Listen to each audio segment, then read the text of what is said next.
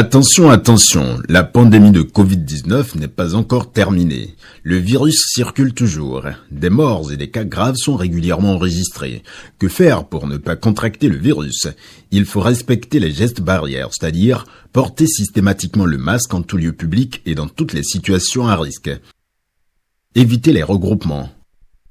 Observer la distance de sécurité d'1 mètre au moins entre individus.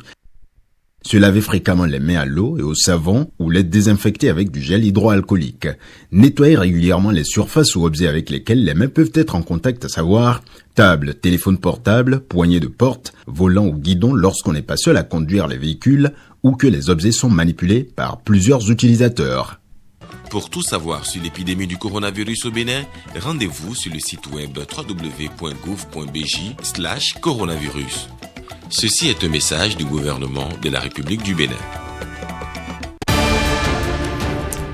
Bonsoir à tous. Dans l'actualité, ce 13h, renforcement de la place du Bénin sur le plan financier. Les réformes sont au cœur de cette évolution. Le ministre de l'économie et des finances a exposé les grandes avancées à la coordination nouveau départ Diaspora Bénin par visioconférence. C'est à suivre. Lutte contre les violences à l'égard des femmes. La veille est permanente au Bénin. L'ONG Autre Vie forme des groupements féminins, des aguégués à la résilience au Covid-19 et à toute forme de violence. Et puis les membres du Conseil économique et social sont désormais imprégnés du contenu du rapport mondial 2020 sur le développement humain. Le document leur a été présenté par une équipe du programme des Nations Unies pour le développement.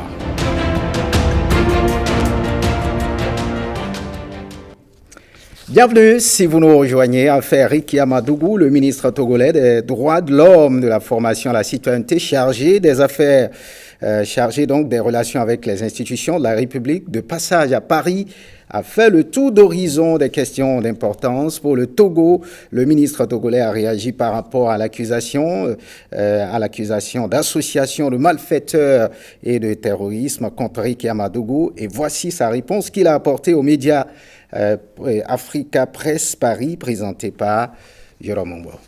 Cette question défraie la chronique sur les réseaux sociaux. Madame Ricky Amadougou a effectivement été conseillère du président de la République togolaise et a apporté une grande contribution au développement de l'inclusion financière au Togo, comme beaucoup d'autres Africains et experts étrangers qui contribuent par leur expertise à l'avancement de notre pays. Le Togo a apprécié cette contribution importante. Il se trouve que Madame Madougou est de nationalité béninoise. Rentrée au Bénin, elle participe activement à la vie politique et à une élection présidentielle dans son pays où elle a été ministre de la Justice. Les questions électorales étant des questions internes au Bénin, le Togo ne saurait s'ingérer dans les préoccupations de politique intérieure d'un pays voisin et ami. Vous me permettrez donc de ne pas commenter davantage une question qui relève de la politique intérieure du Bénin, avec lequel nous nous devons de garder de nos bonnes relations diplomatiques et amicales. Christian Trimois, ministre togolais des droits de l'homme. Et puis la mobilisation sociale pour une participation effective et citoyenne aux élections dans la paix se poursuit à Porto Novo. Le mouvement national pour l'épanouissement individuel et social a réuni autour de sa résidence les hommes et femmes de Porto Novo pour une mobilisation autour de la paix. Brice Umbo et Firmin Bassao. Une journée de paix initiée par le mouvement national pour l'émancipation individuelle et sociale. Un mouvement qui se veut être un creuset de promotion de la paix et au-delà contribuer à réduire les risques de violence en cette période préélectorale. La présidente du mouvement, leader politique de la municipalité de Porto Novo, a vu juste en initiant cette rencontre d'échange au regard de l'actualité politique nationale. Prenant l'initiative de cette mobilisation sociale pour la paix, je voudrais qu'en ce jour, en préparatif aux prochaines élections, nous prenions ensemble l'engagement d'œuvrer fermement, rien que pour la paix, en tout point et en tout lieu. En tant que dignes fils et dignes filles de nos aïeux, nous sommes tous des piliers d'opinion au sein des contrées et nos actes, nos propos, même nos regards influencent notre environnement. Il nous faut donc œuvrer partout pour la restauration d'un climat de confiance et la consolidation de la cohésion sociale entre les enfants du Bénin, quelle que soit l'appartenance politique, ethnique, religieuse et culturelle. Les femmes, les jeunes, les acteurs de développement à la base, nul ne sera de trop dans le processus de maintien de paix. Je voudrais me rassurer que nos échanges de ce jour vont absolument permettre, grâce à votre participation active et constructive, de contribuer à sensibiliser les différentes catégories d'acteurs, y compris les jeunes et les femmes, souvent utilisés dans des conflits à des fins nuisibles.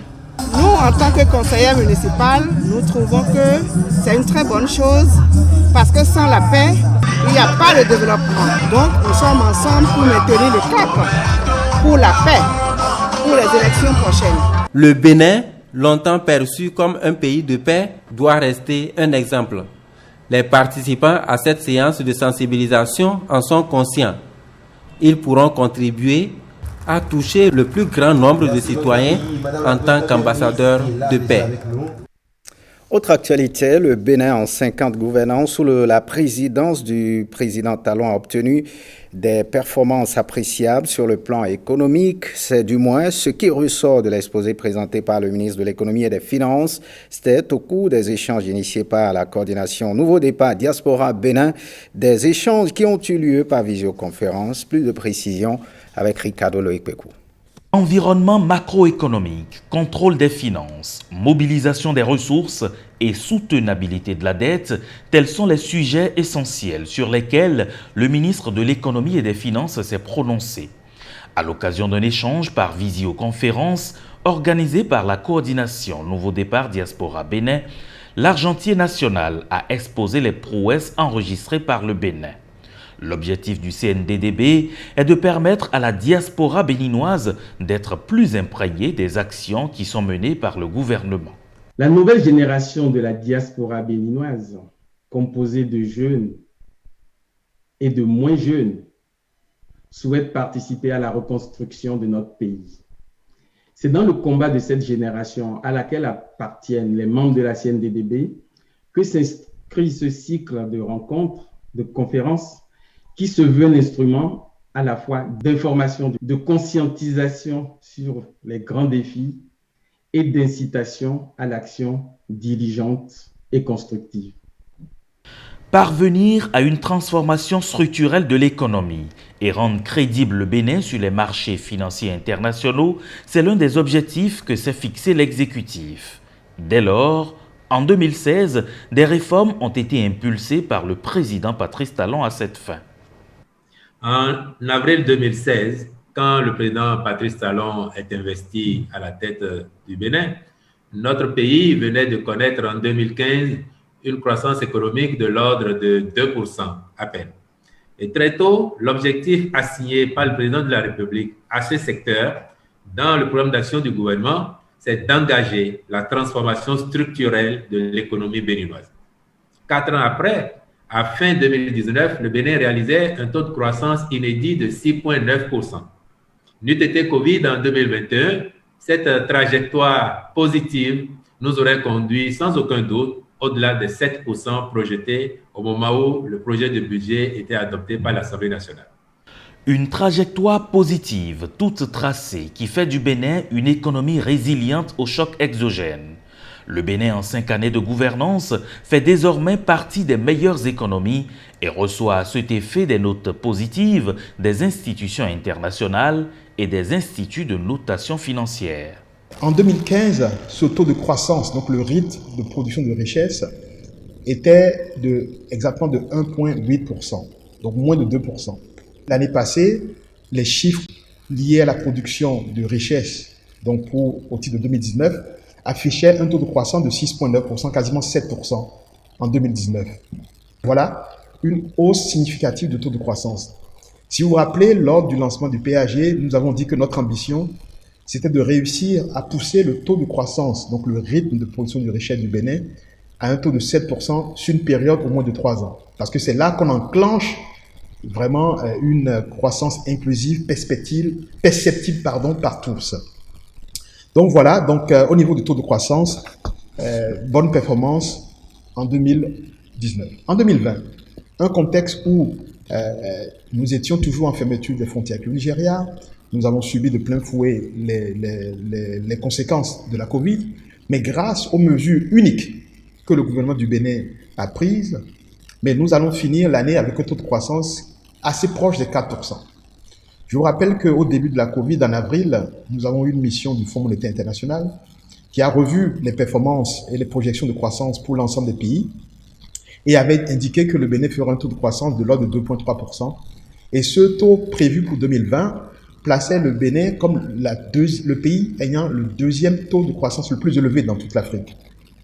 Et donc, avec l'atterrissage que nous avons, grâce aux mesures et la gestion efficace de la Covid et aux mesures que nous avons prises pour soutenir l'économie, nous allons atterrir donc à un taux de 3,8, entre 3,8 et 4%, et qui risque donc d'être la plus forte performance, le plus fort taux de croissance de toute l'Afrique pour 2020.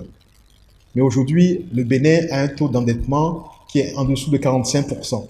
C'est-à-dire qu'à un moment donné, à la fin de chaque année, on mesure le stock total de dette par rapport au niveau de production de richesse. Et donc, la convention au niveau de la CEDEAO, c'est de s'assurer que ce ratio soit en dessous de 70%. Au niveau du Bénin, nous sommes au niveau de 45%. Et nous avons donc une gestion de dette assez prudente, mais surtout innovante, dynamique. Sur la mobilisation de nos ressources propres, nous sommes arrivés à un niveau de ressources propres au 31 décembre 2020 vraiment exceptionnel. Nous avons réussi l'année passée à collecter, par l'effort de tous, près de 1100 milliards. 1100 milliards.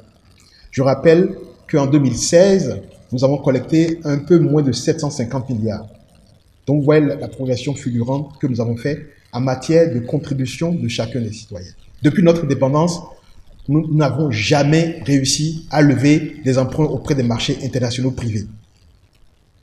Donc, il a fallu travailler sur l'amélioration du cadre macroéconomique, donc travailler sur l'image, la crédibilité du Bénin pour réussir à s'asseoir au niveau des places internationales. Le Bénin est désormais crédible et mieux écouté, un pays ouvert aux investisseurs. C'est le fruit de la gestion et de la mise en œuvre rigoureuse des réformes par les cadres du ministère de l'Économie et des Finances. C'est une formation qui devrait s'étendre à plusieurs autres localités de la commune des Agégués. Profitant de la célébration du 8 mars, l'ONG Autre Vie a formé des groupements de femmes de Agégués dans la commune des Agégués, donc à la résilience au Covid-19 et aux violences à l'égard des femmes et des filles. Brice Umbo et Guillaume Avienne. À bâton rompu, membre de 6 groupements de femmes de Agbodjedo, un village de la commune des Agégués, et directeur de programme à l'ONG Autre Vie. Ce 8 mars, à la faveur de la célébration de la Journée internationale des droits de la femme, l'ONG est venue former les membres des 10 groupements sur le thème « Violence basée sur le genre et Covid-19, responsabilité des hommes ». Dans la localité, les pesanteurs socio-culturels semblent entretenir chez les hommes des violences de toutes sortes à l'égard de la femme. Ici, c'est la femme qui doit se tracasser pour nourrir l'homme, si elle veut garder son homme.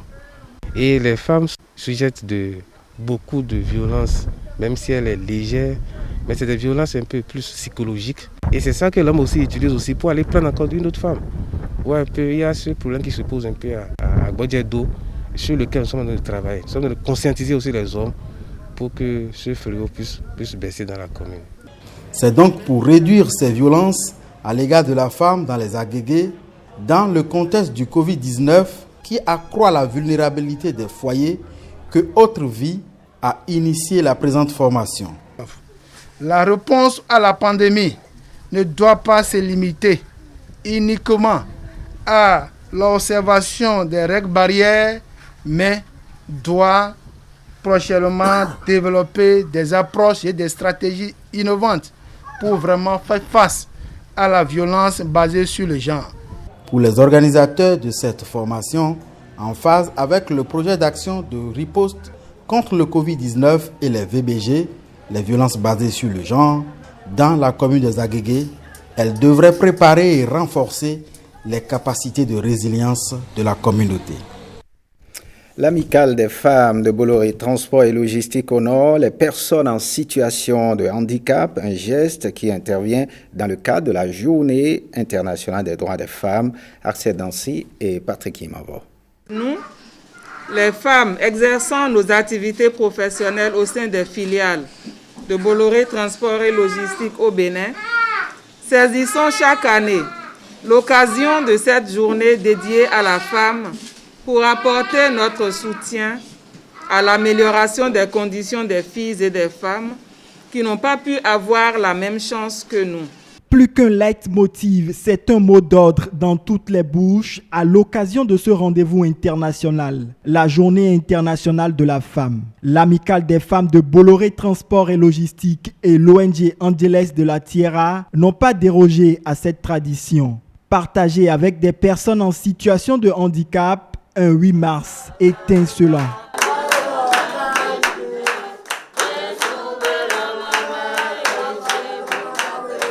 Fauteuils roulants et enveloppes financières leur sont offerts. Vous convenez autant que nous des difficultés rencontrées au quotidien par les femmes ayant des enfants à mobilité réduite dans un contexte de crise sanitaire et économique. Ces équipements, composés de fauteuils roulants, de tricycles et l'assistance financière aux mères ayant en charge plusieurs enfants handicapés et ne disposant d'aucune activité génératrice de revenus, faute de moyens financiers, ne sont certainement qu'une goutte d'eau dans la mer des besoins. Mais cette goutte d'eau apportera certainement et sans doute sourire et soulagement à des femmes mères et un peu plus d'épanouissement à des enfants. Améliorer la mobilité d'un enfant en situation de handicap moteur, c'est faciliter l'accès à beaucoup d'autres besoins, à beaucoup d'autres cercles, l'accès à l'éducation, aux loisirs, à la participation citoyenne. C'est contribuer en un mot à leur épanouissement. Rendez-vous des valeurs qu'incarne la femme, ce geste des femmes du groupe Bolloré et de l'ONG Angeles de la Tierra a fait des heureux. Au nom des bénéficiaires, je remercie sincèrement la Maison Bolloré. Je remercie aussi les Anges de la Terre. Je remercie beaucoup et nos responsables de la RBC et notre président de comité aussi. Je remercie tout le monde présent ici. Et je vous promets que nous allons faire bon usage de tout ce que vous nous avez donné. Parce que nous avons vraiment besoin de tout ça pour notre mobilité. Donc je vous remercie. Que Dieu vous bénisse. Et pour que prochainement vous nous reveniez pour apporter plus de joie dans nos cœurs. Améliorer la mobilité des personnes dites à mobilité réduite, des handicapés, c'est leur faciliter certes l'accès à l'éducation, l'accès aux loisirs en ce qui concerne nos enfants. C'est permettre à ces femmes et à ces hommes d'avoir une vie sociale plus épanouissante. Mais c'est également leur permettre d'être des acteurs à part entière de la vie économique de leur quartier, de leur arrondissement, de leur ville et de notre pays. C'est pourquoi, du fond du cœur, j'aimerais applaudir toutes ces personnes qui ont permis ce matin que nous soyons rassemblés. Merci. Cette cérémonie de remise de dons a été l'occasion de louer la bravoure de ces personnes à mobilité réduite qui transcendent leur handicap pour réussir leur vie au lieu. Journée internationale des droits de la femme, l'ONG La Vie Nouvelle était aux côtés des femmes de la zone sanitaire 1 et de Cotonou pour célébrer l'événement. Le coronavirus était au cœur des échanges. Gabriela Fouda, Monsi Aboka. Les femmes de la zone sanitaire de Cotonou 1 et 4 sont désormais entièrement impliquées dans la lutte contre le coronavirus. Et comme pour illustrer l'adage « joindre l'utile à l'agréable », c'est ce 8 mars, Journée internationale des droits de la femme, que l'ONG La Vie Nouvelle a choisi pour sensibiliser la gente féminine de cette zone sanitaire à la pandémie. En se basant sur la femme, nous pouvons donner la meilleure réponse au Covid. c'est qu'on voudrait profiter de cette journée pour la célébrer, pour mettre son doigt sur ce qui doit être son devoir par rapport à la meilleure réponse au Covid. Dans chaque cellule familiale, elle a le droit et le devoir de voir si en rentrant ici tu t'es lavé les mains. J'ai de l'eau pour que tu te laves les mains. Son mari en partant, c'est de s'assurer qu'il ait son cache-nez. En les sensibilisant, nous sommes certains, aujourd'hui, jour de leur fête, que ça va porter pour que cela puisse prospérer dans les familles, à travers les familles, les communautés, pourquoi pas toute la population. Une rencontre destinée à faire des femmes communautaires une arme anti-Covid-19, mais aussi à les sensibiliser aux méthodes de planification familiale. Les couples qui ont une infertilité, on va les aider à concevoir. Nous allons aider également dans la lutte contre les infections sexuellement transmissibles. L'ONG Vie Nouvelle est créée depuis le 1er juillet 1997. Elle intervient essentiellement dans les domaines de la santé, de l'éducation et agro-phyto-pastorale. Les écoles et établissements d'enseignement secondaire de la Donga sont en lutte contre le coronavirus grâce à la campagne de sensibilisation lancée par l'ONG Scienson. Les gestes barrières entre-temps bafoués sont désormais respectés. Patrick Ayadi.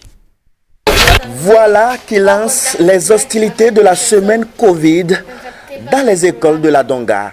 L'initiative Semaine Covid-19, couplée du jeu concours Stop Coronavirus, sensibilise les acteurs de l'école face au relâchement des gestes barrières. Malgré les efforts consentis par les autorités politico-administratives, les ONG et les partenaires techniques et financiers, la situation ne cesse de s'aggraver de jour en jour. Il est donc impératif d'agir, et vite, pour éviter le pire. Cette semaine Covid est une opportunité aussi bien pour les usagers de l'école que pour la communauté de la Donga tout entière.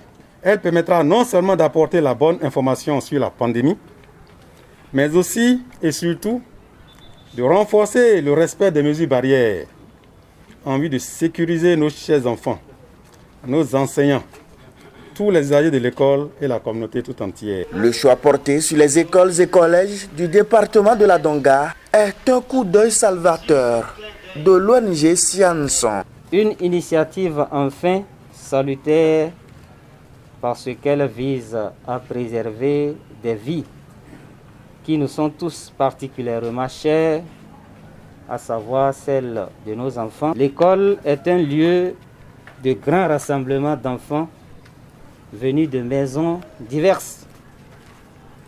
Plus, ils sont protégés de la Covid-19, moins elle se propagera dans la communauté. Votre équipe sur le terrain a su susciter la prise d'engagement de tous les usagers de nos établissements pour une synergie d'action dans la lutte contre Covid-19.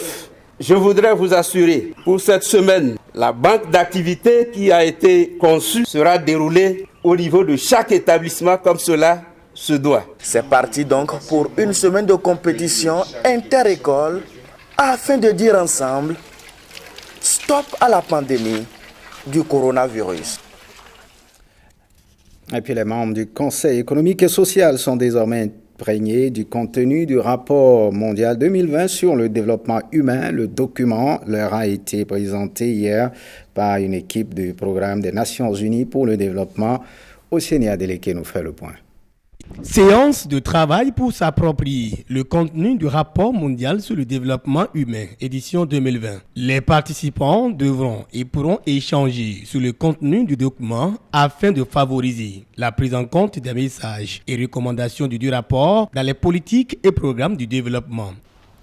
Le rapport sur le développement humain 2020 nous rappelle les progrès importants en matière de développement humain que l'humanité a accompli en 30 ans. Le rapport rappelle également les pressions humaines sur la planète.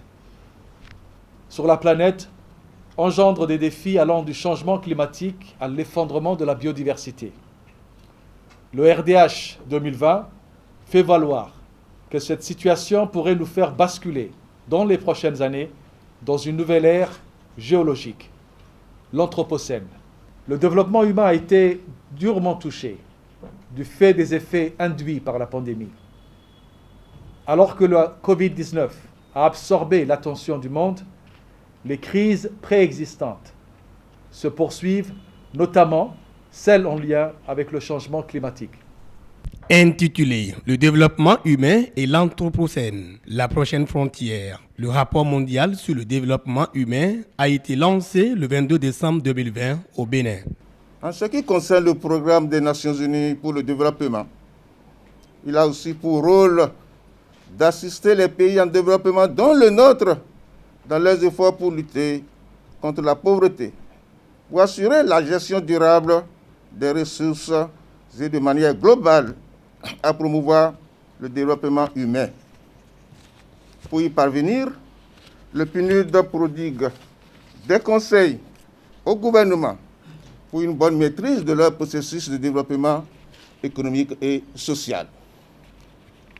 La similitude de nos rôles auprès des pouvoirs publics doit donc conduire nos deux institutions à instaurer une plateforme d'échange régulier sur plusieurs aspects liés au bien-être des populations. Après les analyses portées sur la présentation du document, des recommandations ont été formulées et doivent être mises en œuvre au niveau national en cohérence avec les réformes nécessaires à engager au niveau de la gouvernance mondiale.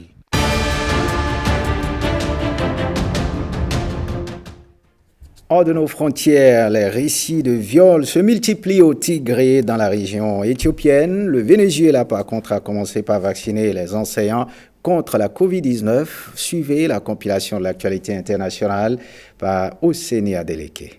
4 mois après le début de la guerre au Tigré, région du nord de l'Éthiopie, frontalière de l'Érythrée, les récits de viols dont beaucoup impliquent des soldats sont devenus courants. Certaines victimes ont trouvé refuge dans une maison sécurisée de la capitale régionale, Mekele, où elles apprennent à gagner leur vie. Quand je vois des soldats, je me fâche. Ils pillent notre argent. Et ils ont même violé une jeune mère. Quand la présidente éthiopienne est venue, nous avons pleuré, nous avons crié. Nous ne voulions pas lui parler. Nous ne voulons jamais lui parler.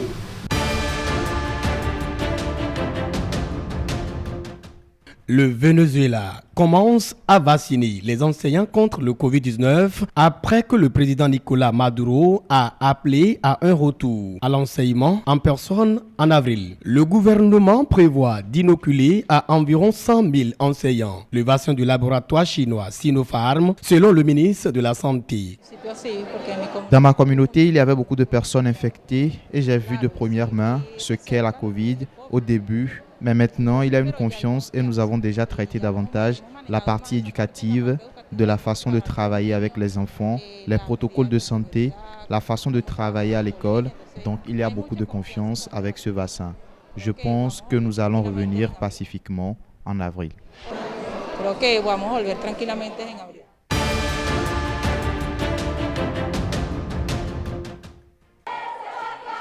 Les Équatoriens descendent dans les rues de la capitale Quito pour marquer la journée internationale des droits des femmes. Le but de se réunir et de s'organiser en tant que femmes aujourd'hui, c'est la possibilité de faire un peu de bruit dans cette société machiste, patriarcale et raciste, déclare une manifestante. La lutte des femmes se poursuit. Nous continuons à nous tenir debout, courageuses et guerrières, pour réclamer nos droits. Ce 8 mars, j'envoie un câlin à toutes ces femmes courageuses, guerrières, travailleuses, mères, épouses, filles, qui sont présentes chaque jour pour réclamer leurs droits. Día a día exigiendo y reclamando sus derechos.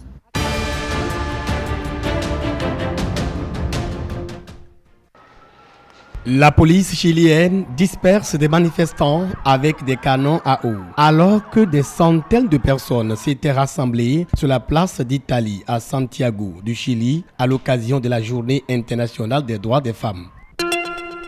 Béninoises, Béninois, la Covid-19 tue lorsque les cas positifs ne sont pas diagnostiqués à temps. Pour éviter d'en être victime, le dépistage précoce est la solution. Il est indispensable d'aller en consultation dès l'apparition du moindre symptôme. Pour rappel, les signes courants qui font penser à la COVID-19 peuvent être la fièvre, la perte du goût ou de l'odorat, l'éternuement, l'écoulement nasal, la toux, l'irritation de la gorge, les difficultés respiratoires, etc. Dès l'apparition de l'un quelconque de ces signes ou de plusieurs à la fois, rendez-vous immédiatement dans l'un des centres de dépistage ouverts sur toute l'étendue du territoire national ou dans un centre de santé ou appelez le numéro vert 136. Pour tout savoir sur l'épidémie du coronavirus au Bénin, rendez-vous sur le site web www.gouv.bj/coronavirus. Ceci est un message du gouvernement de la République du Bénin. Eh bien, ce journal se referme. Merci de l'avoir suivi. Bonne suite des programmes sur l'ORTB.